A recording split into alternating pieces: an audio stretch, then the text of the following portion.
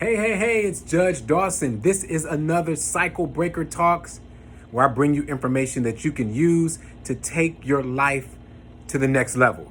Did I ever tell you what a cycle breaker is?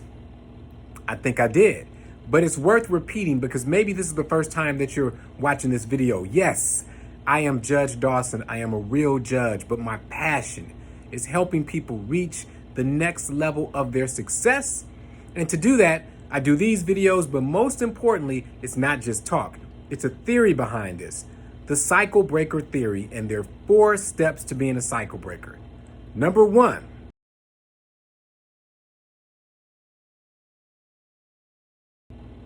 you have to recognize the need to break a cycle.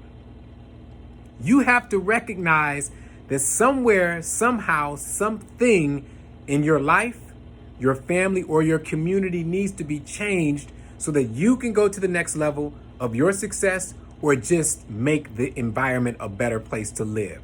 So you have to recognize the need to break a cycle. What are some of those cycles? Violence, going to jail, not graduating from school. Maybe it's smoking. Maybe it's eating bad. Whatever it is, if you recognize that there's a cycle that needs to be broken, then you are on the track of being a cycle breaker. Number 2,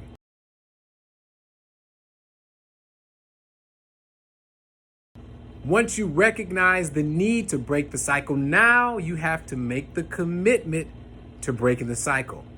See, it's not enough just to say, you know what, I know what I need to do. One of these days, I'm going to do that. You know, what's that thing? No, we need a solid commitment. One where you are actually guaranteeing yourself that you're going to do what you say you're going to do. So commitment to breaking the cycle is number 2. Number 3 is you have to gather the tools that are necessary in order to break the cycle.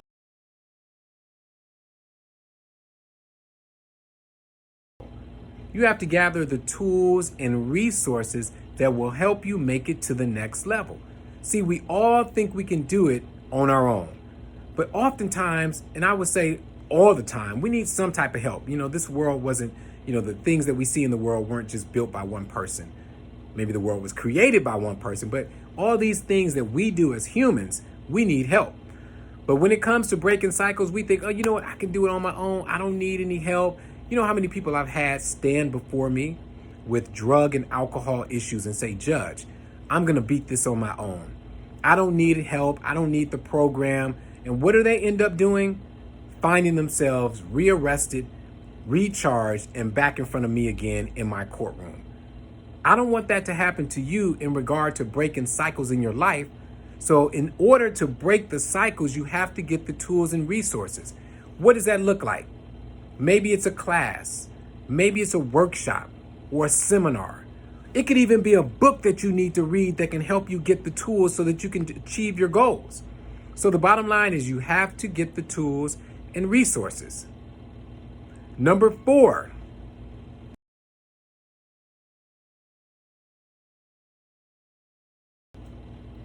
once you agree that you know what you need to do, you make a commitment to doing it, and then you gather the resources. Now you have to stay in there when the going gets tough. Because as soon as you make a commitment to be a cycle breaker, as soon as you make a commitment to changing things in your life, everything is going to work against you. Everything is going to be a new temptation, a new desire, a new friend or situation that's going to try to take you off track. So that's where the commitment comes in, where you have made that firm commitment to achieving your goals and being a cycle breaker. All right, today we are talking about a way to break cycles, a resource or a tool. A good friend of mine named Nathan Lanfrey wrote a book called Foresight, is 2020, and it's the science of being self-aware. And as I'm reading this book, because I'm making my way through it, there are things that are just popping up in my head. And I'm saying to myself, you know what, I need to share this with my group, with my friends, with my connection, with my family, with my YouTube page, with my probationers, so that we can all gain more tools and techniques to be the best we can be. So as I'm reading this book, what I'm finding is that he's describing the fact that we don't use enough foresight. Maybe we don't use foresight because we don't have the ability to use foresight, or maybe we don't have the tools and resources that will help us use our foresight. So let me give you an example of what he's talking about. There was an area where he talks about the admission that we all think we have great foresight, but we really don't. We all lack foresight in some area of our lives.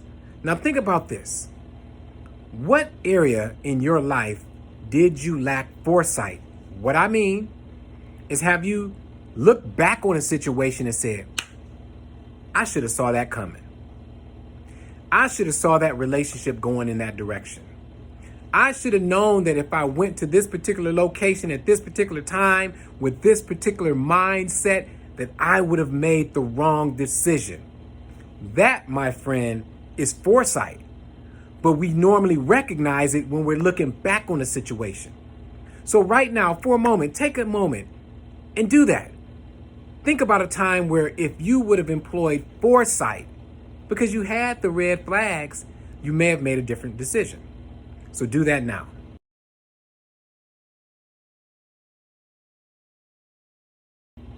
All right. Hopefully you've done that exercise really quickly. Now I want you to think about this. Giving you examples of where we've all kind of lacked foresight.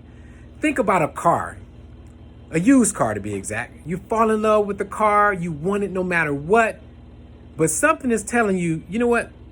The amount that they're asking for, a little too much, maybe out of my range. Maybe I should look under the hood to make sure that everything is working right. Or this little dent right here, is it possible that the car was in an accident?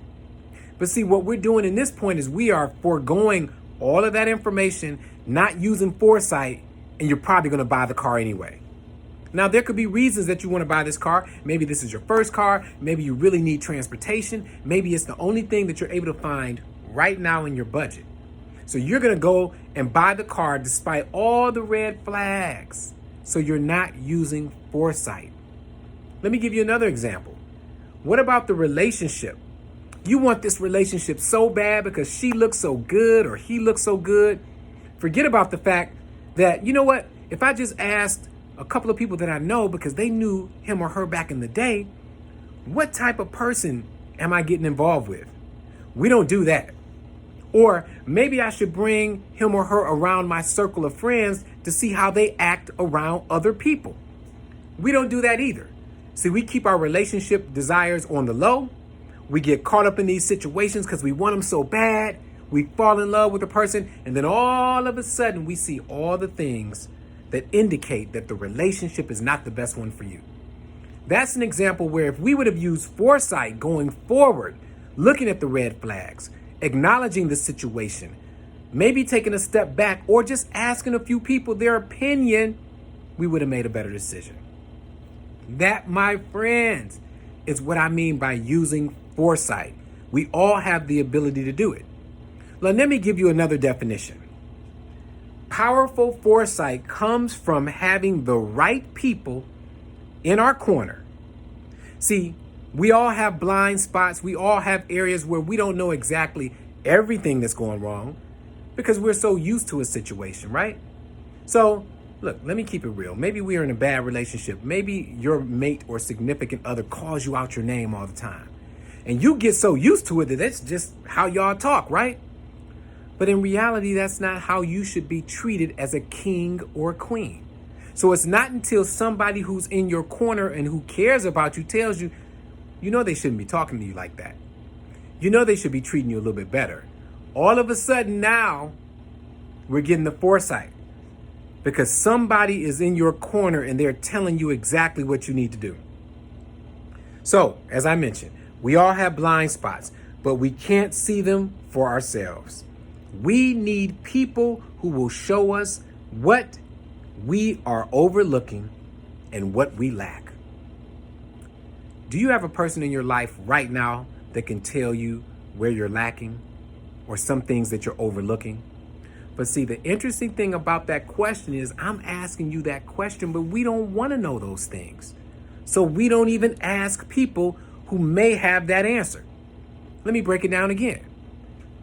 We don't want to know what's bad about us because we want to think everything is perfect. I got it all together. So I won't go and ask my cousin or my brother, hey, do you notice anything about the way I do X, Y, and Z that I can do better? Do you notice how I parent? Is there something you notice that maybe I can do a little bit better? Or do you notice how I am in this relationship or at work or on this new job or in this business that I want to start that I can do better? See, it's something about us as people. We have this protective realm around us and we don't want to break that realm. And what happens is we're not being cycle breakers because we're not improving. So you have to get the courage to ask people to step into your life and tell you where things are going wrong. Because again, we all have blind spots. So as I conclude this short cycle breaker talk, let me add this other thing. We all need a panel of people around us who can help us, but they have to have the right credentials and they have to have your best interest in mind. Those two things. The right or correct credentials, and they have to have your best interest in mind. So what do I mean by that? How many times do we simply ask people for their advice when they don't know better than us? I mean, it's like a single person sitting at the bar asking another single person sitting at the bar what you should do in your marriage. Or it's like a person who just lost their job asking another person in the unemployment line, what do you think I should do to get a new job? Let's keep it real. If you want to be successful, you need to connect yourself to people who are successful. If you want to get better, you need to surround yourself with people who are better. So when we talk about people who have the right credentials, simply put, if the person isn't doing what you aspire to do, they can't offer you any advice in that area. Stop asking the wrong people for advice because you will continue to get the wrong answer. The second point, the people that you have around you, these advisors, they have to have your best interest in mind. There is enough of spending time with people who only care about you in a lukewarm manner. Meaning, if you do, you do, and if you don't, you don't. They're not really vested in your success. They're not vested in the outcome. So when you call somebody and say, hey girl, you know what, I'm thinking about calling off work tomorrow so I can kick it. And they're like, well, you might as well. Well, you got to ask yourself, does that person care if you lose your job? Does that person care how you look to your boss? Does that person care about the responsibilities that you have to take care of? And if they don't ask them because they can't give you valuable information because they can't place themselves in your shoes. So ladies and gentlemen, we're talking right now. This short cycle breaker talk is about foresight. Foresight is a tool and a resource for cycle breakers. We have to start developing it because what you can do is increase your speed to success and the probability that you will achieve all your goals when you start working with foresight. Start finishing first. Begin with the end in mind. That's finishing first. Begin with the end in mind. Not only is it finishing first, it's using foresight and it's being a cycle breaker. All right, it's Judge Dawson. That was my short cycle breaker talk for today. I will not keep you long, but I want to give you information that is valuable to you because I want us all to succeed. It's not enough for me to be a judge doing this on my own. I need more judges. I need more doctors. I need more successful people. I need more positive-minded people. So I'm going to keep doing these workshops until we all build an army of cycle breakers. Let's go.